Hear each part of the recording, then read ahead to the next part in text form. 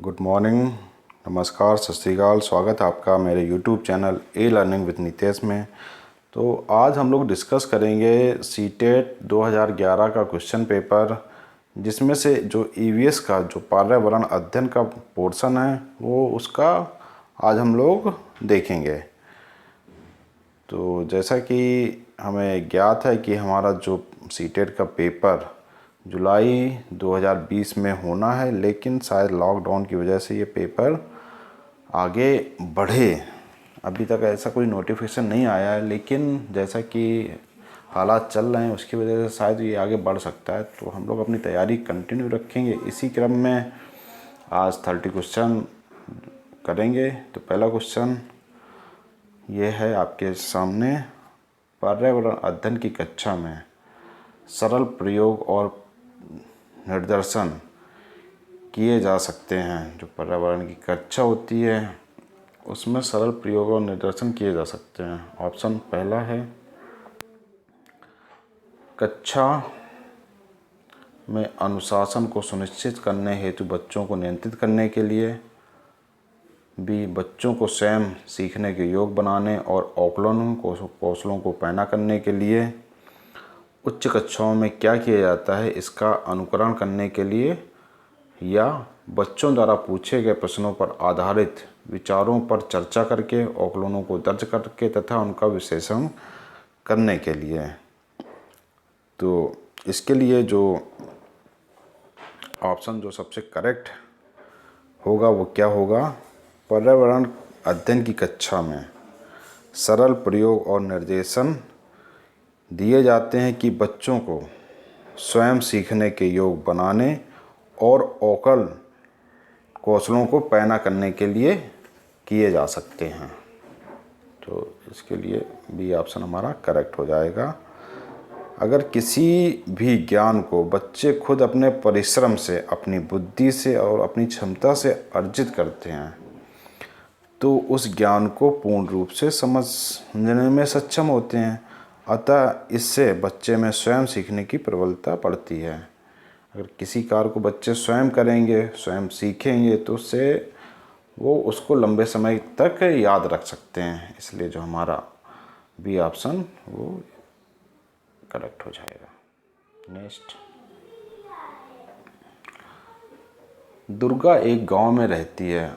लकड़ी या गोबर के उपले का इस्तेमाल करते हुए चूल्हे पर खाना पकाती है। पिछले 3 महीनों से उसे तेज़ खांसी आ रही है। इसका कारण हो सकता है। ऑप्शन दिए हुए हैं, उसकी झोपड़ी के अंदर और बाहर प्रदूषण तथा वृद्धावस्था, ईंधन के जलने से उत्पादित कार्बन मोनोऑक्साइड जा उसके श्वसन नली में जमा हो गई होगी, जलते हुए ईंधन से उत्पादित काला धुआं जो उसके श्वसन नली में जमा गया होगा, जलते हुए धुएं से उसको एलर्जी हो गई होगी। तो इसके लिए कौन सा ऑप्शन करेक्ट हो जाएगा, चलिए देखते हैं। लकड़ी और गोबर या अन्य कोई भी जीवाश्म ईंधन का प्रयोग जब जलाने के लिए किया जाता है तो उसमें क्या निकलता है, कार्बन मोनोऑक्साइड गैस निकलती है, जो हमारे स्वास्थ्य के लिए हानिकारक होती है। और यह लगातार प्रयोग किए जाने से हमारी श्वसन नली में जमा हो जाती है, जिससे अनेक प्रकार की बीमारियों का खतरा बढ़ जाता है। ठीक है, तो इसके लिए जो ऑप्शन हो जाएगा वो हो जाएगा हमारा ऑप्शन, जलते हुए ईंधन से उत्पादित काला धुआं जो उसके श्वसन नली में जमा हो जाएगा। ठीक है, नेक्स्ट क्वेश्चन की तरफ चलते हैं दोस्तों। ये रहा, एक विद्यालय ने राजस्थान के लिए कक्षा 5 के बच्चों के शैक्षिक भ्रमण की योजना बनाई। भ्रमण के दौरान बच्चों से आपकी क्या अपेक्षा रहेंगी।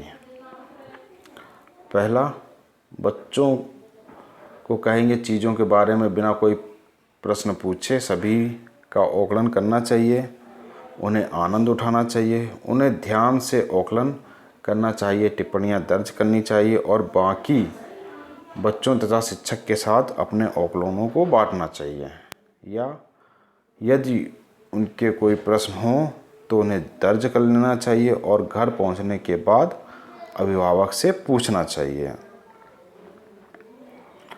तो किसी विद्यालय ने राजस्थान के लिए कक्षा 5 के बच्चों के शैक्षिक भ्रमण की योजना बनाई है, तो भ्रमण के दौरान बच्चों से निम्न अपेक्षाएं रहेंगी। वह पूरे ध्यान से आकलन करें तथा संबंधित स्थानों के बारे में जानें, प्रश्न करें और आपस के जो बच्चे हैं और शिक्षक हैं उनसे उस विषय पर चर्चा करें। जिससे क्या होगा, चर्चा करने से जो हमारा ज्ञान वो बढ़ेगा।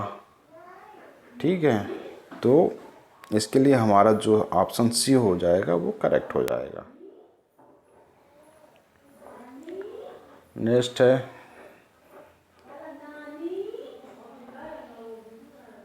रानी अपने घर का कूड़ा नीचे दर्शाए तरीके से 2 ढेरियों में अलग रखती है। देखिए सामने 2 ढेरियां हैं, उसमें वो कचरा अलग रख रही है। एक थैली में है केले का छिलका, सब्जियों के छिलके, सूखी पत्तियां। दूसरी थैली में है जैम की बोतल, सॉस की बोतल, उपयोग में लाई गई टूथपेस्ट के ट्यूब, प्लास्टिक या खिलौने। तो रानी 2 ढेरियों में कूड़ा निम्न आधार पर अलग किया है। पहला मतलब जो उसने छिलके जो कूड़ा है 2 टोकरियों में रखा है, तो उसने किस आधार पर रखा है ये हमें इस क्वेश्चन में बताना है। पहला है दुर्गंध है या दुर्गंध रहित है। ऑप्शन अपघटित होने वाले हैं या अपघटित नहीं होने वाले हैं। पुनः चक्रण किया जा सकता है, पुनः चक्रण नहीं किया जा सकता है। ये घरेलू कचरे हैं या एक औद्योगिक कचरे हैं। तो अब ये देखिए केले के छिलका, सब्जियों के छिलके और सूखी पत्तियां जो हैं वो क्या हैं, अपघटित होने वाले कूड़े को अलग ढेरी में तथा अपघटित ना होने वाले कूड़े को दूसरी ढेरी में अलग करके रखा है। क्योंकि ये जो केले के छिलके, सब्जियों के छिलके, सूखी पत्तियां अपघटित हो जाती हैं, लेकिन जो जैम की बोतल, सॉस की बोतल आदि ये अपघटित नहीं होती है। तो इसके लिए जो हमारा करेक्ट हो जाएगा ऑप्शन अपघटित होने वाले और अपघटित नहीं होने वाले। ये है अपघटित होने वाले और ये है अपघटित नहीं होने वाले। तो इस क्रम में रीना ने 2 ढेरियाँ बनाई हुई हैं। नेक्स्ट, दोपहर के अवकाश के पश्चात पर्यावरण अध्ययन पढ़ाते समय आप ये पाते हैं कि बच्चे पाठ में रुचि नहीं ले रहे हैं, तब आप क्या करेंगे? बच्चों से कहेंगे कि वे डेस्क पर सर रखकर आराम करें। दूसरा, बच्चों से रोचक बनाने के लिए बहुआयामी बुद्धि पर आधारित द्रव्य शब्द सामग्रियों का प्रयोग करेंगे। प्रकरण को तुरंत बदलेंगे। बच्चों को बाहर मैदान में खेलने जाने के लिए कहेंगे। तो अब आपको ये जो क्वेश्चन सॉल्व करना है वो अपने आप को एक टीचर के रूप में रखकर देखना कि आप इस जो कठिनाई है उसका निवारण आप कैसे कर पाएंगे। तो दोपहर के समय में भोजन के अवकाश के पश्चात शिक्षार्थी पर्यावरण अध्ययन में रुचि नहीं ले रहे हैं, तो फिर पाठकों को रोचक बनाने के लिए शिक्षक को पाठ से संबंधित बहुआयामी सिद्धांतों पर आधारित जो द्रव्य या श्रव्य सामग्रियां हैं उसका प्रयोग करना चाहिए।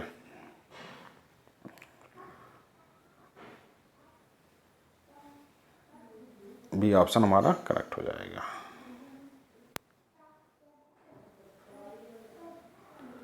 पर्यावरण अध्ययन के शिक्षक के रूप में आप बच्चों को चिड़ियाघर ले जाने की योजना बनाते हैं। आप बच्चों से निम्नलिखित में से कौन सी गतिविधि की अनुमति नहीं देंगे? चिड़ियाघर के विभिन्न जानवरों कौन सा भोजन खाते हैं यह पता करना। ठीक है, बच्चों से बोलेंगे कि आप ये पता करिए कि चिड़ियाघर में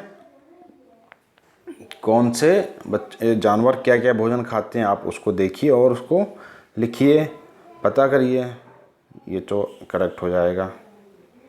चिड़ियाघर में जिन जानवरों को देखेंगे उनकी फ़ोटो एकत्रित करना, ये भी करेक्ट हो जाएगा। क्योंकि भाई अब हम बच्चों को ले जा रहे हैं तो उन्होंने क्या क्या देखा, वो आपस में बाद में क्या डिस्कशन करेंगे कि मैंने ये देखा, मैंने शेर देखा, मैंने चीता देखा, मैंने सांप देखा, मैंने अजगर देखा। तो उसको एक फ़ोटो अगर खींच लेंगे उसकी, तो आपस में उनको डिस्कशन करने के लिए बहुत ही आसानी रहेगी। नेक्स्ट क्या हो जाएगा, चिड़ियाघर में उन्होंने जो देखा उसका चित्र बनाने के लिए उनकी ड्राइंग कॉपी साथ में ले जाना। ठीक है, ये भी बिल्कुल सही है। चिड़ियाघर के जानवरों के लिए बहुत सारी खाने की सामग्री ले जाना, इसको हम नहीं कहेंगे, क्योंकि जो चिड़ियाघर के जो रूल हैं वो ये कहते हैं कि आप बाहर से जानवरों को कुछ ना खिलाएं। ठीक है, तो इसके लिए हमारा जो ऑप्शन डी हो जाएगा वो करेक्ट हो जाएगा। चलिए नेक्स्ट क्वेश्चन के लिए पढ़ते हैं। बीज अंकुरण की अवधारणा को इस तरह बेहतर तरीके से पढ़ाया जा सकता है। किस तरीके से पढ़ाया जा सकता है बेहतर? अंकुरित बीजों की फ़ोटो दिखाना,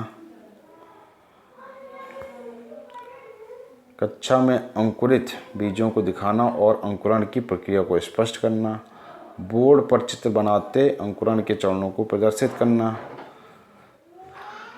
बीज बोने अंकुरण के विभिन्न चरणों का अवलोकन करने, उनके चित्र बनाने की गतिविधियों को बच्चों को निष्पादित करने के लिए कहना। अब देखिए, अगर हम बच्चों से कहेंगे कि आप खुद ही बीज बोएं, अंकुरण के विभिन्न चरणों का अवलोकन करें तथा उनका चित्र बनाएं, तो इससे क्या होगा कि बच्चे स्वयं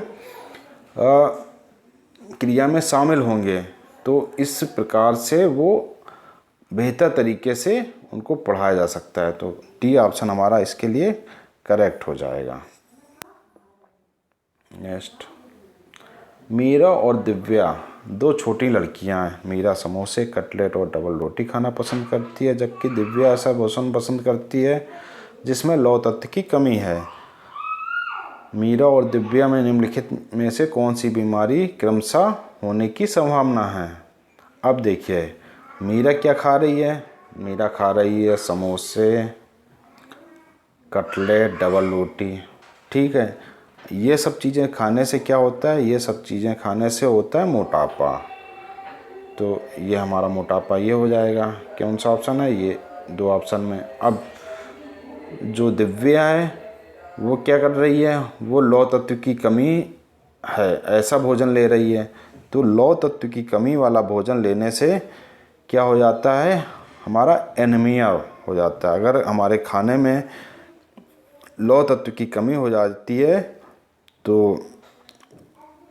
हीमोग्लोबिन की कमी हो जाएगी और उससे एनीमिया रोग हो सकता है। तो ये एनीमिया हो जाएगा। तो हमारा जो ऑप्शन करेक्ट हो जाएगा वो हो जाएगा मोटापा और एनीमिया। ठीक है। नींबू साधारण पानी में डूब जाता है लेकिन नमकीन पानी में तैरता है, क्यों तैरता है? चलिए देखते हैं। नींबू का घनत्व नमकीन पानी के घनत्व में कम हो जाता है। नमकीन पानी का घनत्व साधारण पानी के घनत्व से अधिक होता है। साधारण पानी का घनत्व नमकीन पानी के घनत्व से अधिक होता है। नींबू का घनत्व नमकीन पानी में अधिक हो जाता है। तो इसके लिए जो ऑप्शन करेक्ट हो जाएगा वो हमारा बी ऑप्शन करेक्ट हो जाएगा। नमकीन पानी का घनत्व साधारण पानी के घनत्व से अधिक होता है। ठीक है, ये हमारा करेक्ट हो जाएगा। नेक्स्ट, पके हुए चावल रेफ्रिजरेटर में अपेक्षाकृत लंबे समय तक परिरक्षित किए जा सकते हैं, क्योंकि पहला, रेफ्रिजरेटर में कुछ ऐसे रसायन होते हैं जो जीवाणु को नष्ट कर देते हैं। अरे भाई, रेफ्रिजरेटर को ठंडा करता है, उसमें ऐसे रसायन क्या होंगे जो जीवाणु को नष्ट कर देंगे? ये तो ऑप्शन करेक्ट नहीं होगा। कम तापमान पर रोगाणु निष्क्रिय हो जाते हैं। ये ऑप्शन हमारा इसके लिए करेक्ट हो जाएगा। ने अगले भी उसको देख लेते हैं ऑप्शंस को। रोगाणु कम तापमान पर नष्ट हो जाते हैं। देखिए रोगाणु जो होते हैं कम तापमान पर नष्ट नहीं होते हैं, बल्कि वो क्या हो जाते हैं, निष्क्रिय हो जाते हैं। तो ये भी हमारा गलत हो जाएगा। कम तापमान पर भोजन का नमी तत्व घट जाता है, जी नहीं, ये भी गलत हो जाएगा। तो हमारा जो ऑप्शन करेक्ट हो जाएगा वो हो जाएगा कम तापमान पर रोगाणु निष्क्रिय हो जाते हैं। ठीक है, चलिए नेक्स्ट क्वेश्चन के लिए चलते हैं। रक्त की जांच द्वारा किसकी उपस्थिति से मलेरिया की पहचान होती है? लाल रक्त कोशिकाओं में मलेरिया परजीवी प्लाज्मोडियम पाया जाता है तो मलेरिया हो जाता है। चलिए ये हमारा पहला ही ऑप्शन करेक्ट हो जाएगा। नेक्स्ट,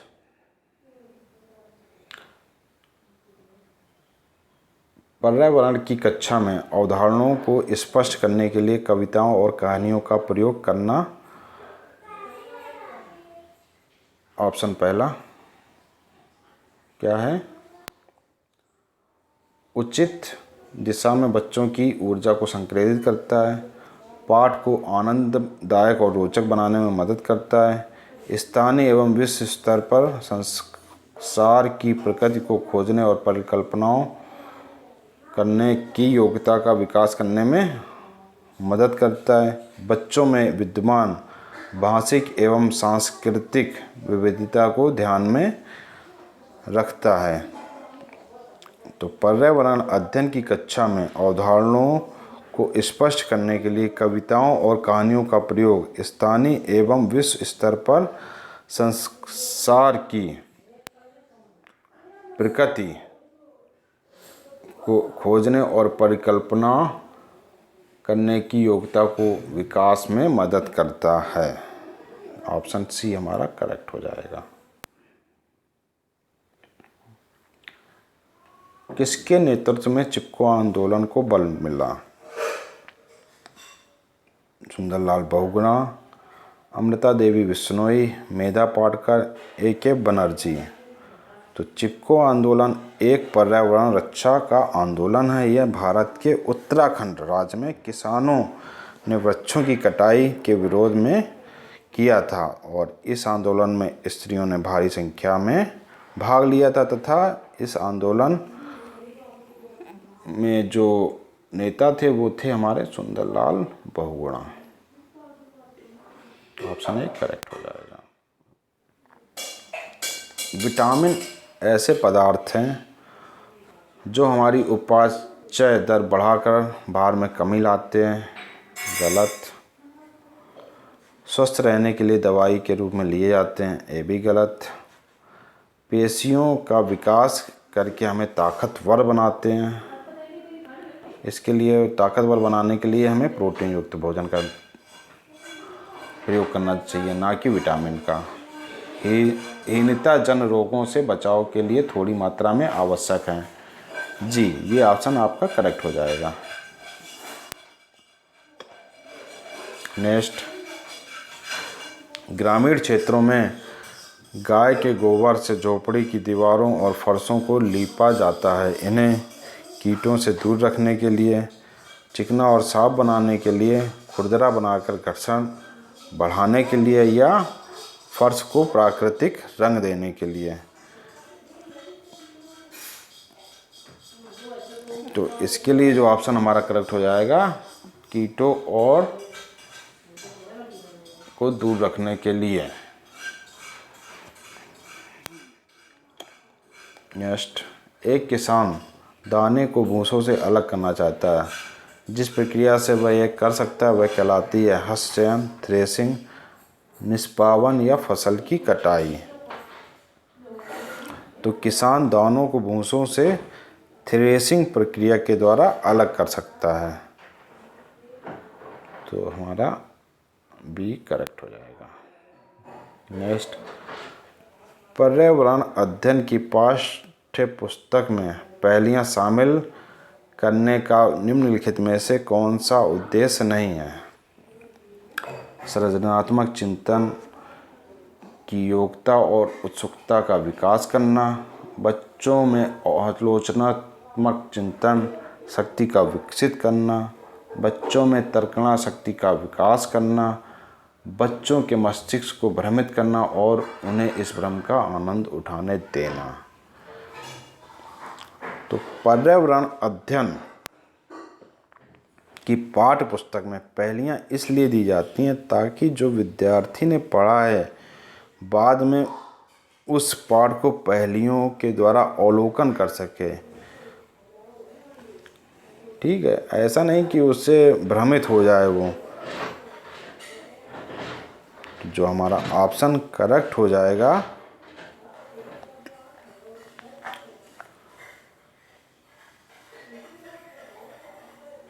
वो हो जाएगा इसके लिए